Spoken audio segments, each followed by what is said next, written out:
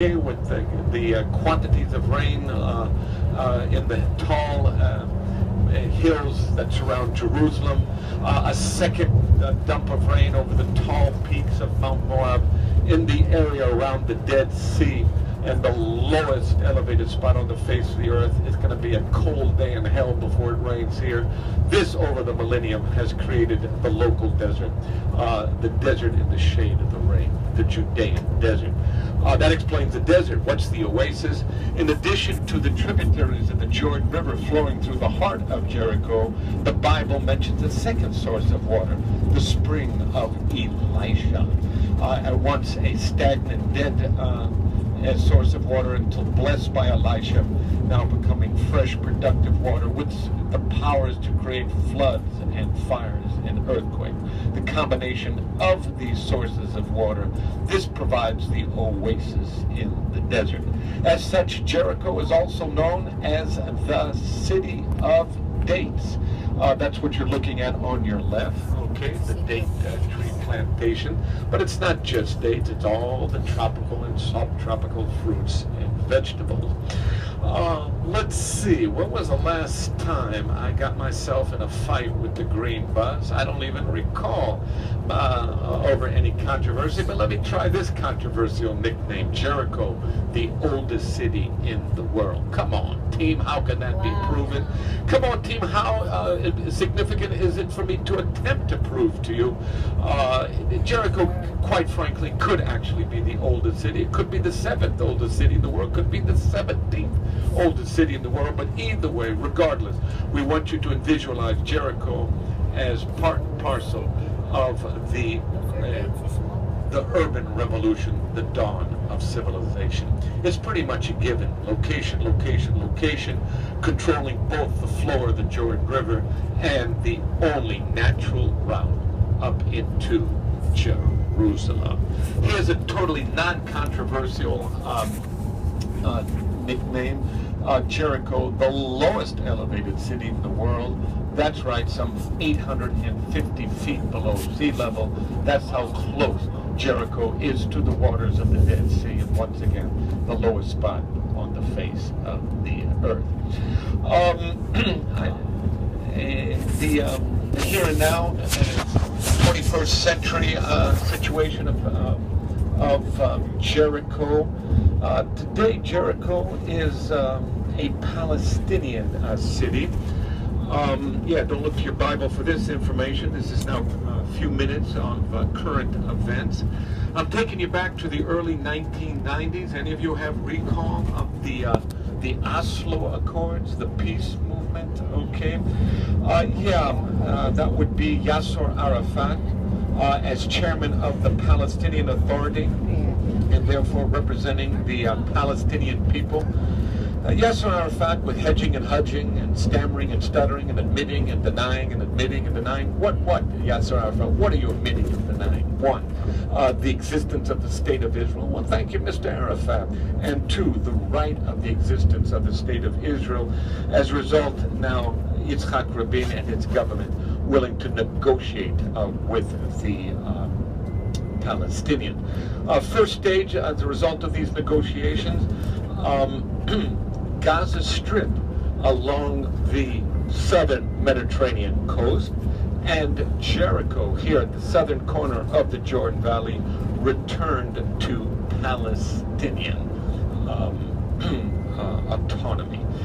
And I know it's a little bit confusing. Just to make you feel less bad, I honestly don't think there's one Israeli out of 4 who properly comprehends the situation.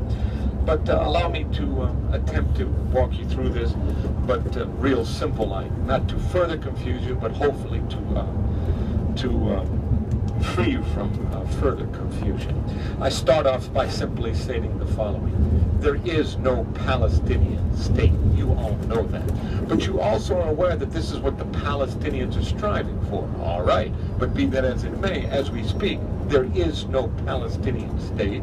So what we're actually talking about, continued Israeli sovereignty, recognized by international court, The Hague in Belgium, but local Palestinian autonomy. That's right, the Palestinians are in charge of running their own city, collecting the tax, collecting the garbage, running the schools, maintaining the hospitals, making sure the light is working at the junction. Okay, local Palestinian autonomy, continued Israeli sovereignty. How ironic! The number one city, the first city conquered by Joshua and crossing back into the land, the first city returned to Palestinian autonomy. Yes, at first Joshua was not successful. In fact, 2 unsuccessful attempts in preparation for the third attack, equipping his people, remember, with the shofar, the ram's horn, circling those walls. How many times? 7 times. And what happened to those walls? They came tumbling down. Okay. Amen. God bless. Praise the Lord. Okay.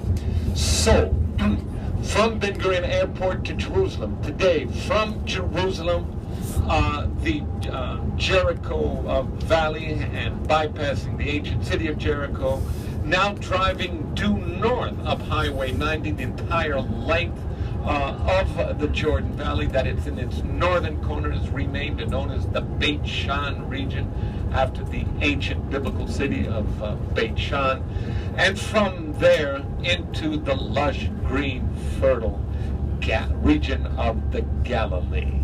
Okay, we're going to do church hopping today as we follow in the footsteps of Jesus in his Galilean ministry.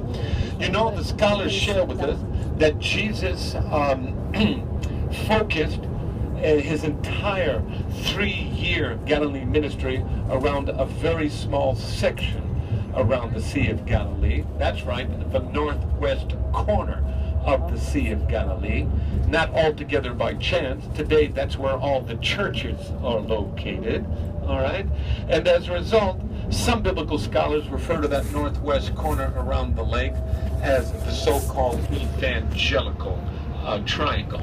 What are the coordinates of that evangelical triangle? Well, when our feet are standing on the spot, I will gladly fill that information in for you. But I do remind you, specifically, we will be on the grounds of Capernaum. And on the grounds, you will hear me explain to you why I make the claim Capernaum, literally, physically, spiritually, the absolute heart and center of Jesus' Galilee ministry. Capernaum, today, both a fascinating archaeological site for you, and both an extremely significant holy site for you, Capernaum. Yes, I promised you, before the sun sets today, you will find yourself along the lovely landscape grounds and gardens of the Catholic Church of Mount Beatitudes. Yes, there are alternative sites to mark Jesus' Sermon on the Mount, biblical narrative, Gospel of Matthew chapter 5. But where we're taking you, without a shadow of a question of doubt, the absolute most exquisitely beautiful panoramic overlook, looking back down on the one and only Sea of Galilee. We're going to be on the grounds of Kibbutz Ginasal. No, not for the kibbutz experience, not this time, but rather from the grounds of Kibbutz Ginasal to take you on our boat. Remember, we determined we want to go for a boat ride across the lake. We get on the boat on the grounds of Kibbutz Ginasal. Ginasal, the modern Hebrew pronunciation of the New Testament Gennesaret. Okay, as in the valley of Gennesaret, Lake Gennesaret. We're getting on board at Ginasal, and we'll be disembarking on the dock in the city of Tiberias, the ancient biblical city of Tiberias, in ancient times the capital of the Galilee province. There we're going to have our lunch our lunch outing, okay, Wow. extravaganza. Remember the St. Peter fish, Fish, yeah. specialty. If you're not into fish, take it up with the waitress, what your options are. But it is any group such as us spending the day around the Sea of Galilee. That is part of the tradition and the culinary delight. The St. Peter fish. Why is it known locally as the St. Peter fish? What names you would know the same fish better under? Okay, I hope I got your curiosity up already now, and that I can give you as we get closer to the lunch table. All right. We're going to be the guests today after lunch and in the city of Tiberias, located on Tiberias' one and only seafront promenade. We're going to be the guests of the good folk at the Galilee Experience. The few of you that have been here before, have you been taken to the Galilee Experience? Or you're asking, what exactly Galilee Experience are you referring to? Okay, I think I've got this memorized. The Galilee Experience, maintained by the good folk and members of the local Messianic community of Tiberias and the vicinity. They have the audio-visual presentation tracing 4,000 years of Galilean history. Okay, they also have their popular gift and souvenir shop as well. Okay, you people already yesterday at the shop and on the street, you've already begun to play your part in keeping the country green, the land of milk as well as the land of honey. When we complete our business at the Galilee Experience, back on the bus, and Nasser's going to drive us to the southern cove of the Sea of Galilee. That's in the vicinity where the Jordan River exits from the lake. That is where they have along the shoreline, the huge outdoor amphi, and that's where, okay, we're going to end our day with the Hillsong concert. Can we give Hillsong a round of applause?